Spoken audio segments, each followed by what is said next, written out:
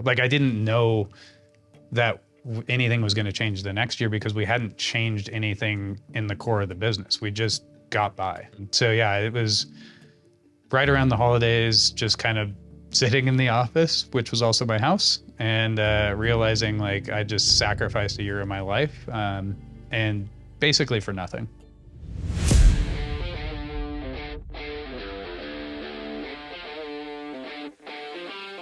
My name is Jason Hoke. I run a Cut Above Landscape in Denver, Colorado. We specialize in landscape maintenance services and snow removal for both residential and commercial clients. I actually started working at a Cut Above at the age of 15 as an employee. Start as a technician, work my way up into a crew leader role, finally into a general manager position. I decided to buy the business really kind of after a few changes in my life. I was a touring musician while also working at the business.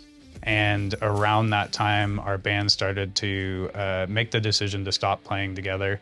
I knew that I was going to have to buckle down and grind to survive at that point. So made some decisions. I moved into my office. I actually lived on a pull-out couch in my office.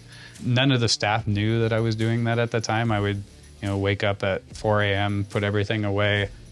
That first year, it was myself doing anything administrative, sales, office, and the only staff I had were all guys in the field.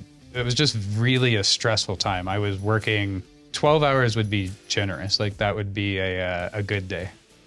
When I first joined BTA, it would have been 5 years ago now. A Cut Above was doing about $500,000 in revenue per year. We employed about 8 staff. Today, we'll end right around 3 million, and we employ about 28 staff full time.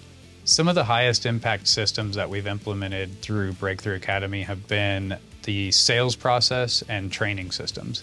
I knew I really wanted a sales process that was unique and different from the standard sales process within the industry. Breakthrough Academy really supported that. It was, the systems are built around that concept and the convenience for the customers. Implementing the training process was actually one of the more fun implementation items that, in my opinion, that I undertook. And I think the reason for that is it was the first implementation item that my team was involved with. So it wasn't just me implementing it. And that was one of the cool parts. As we implemented more and more systems, it freed up more bandwidth. I would say the most unexpected value that I've gotten out of BTA has been the community.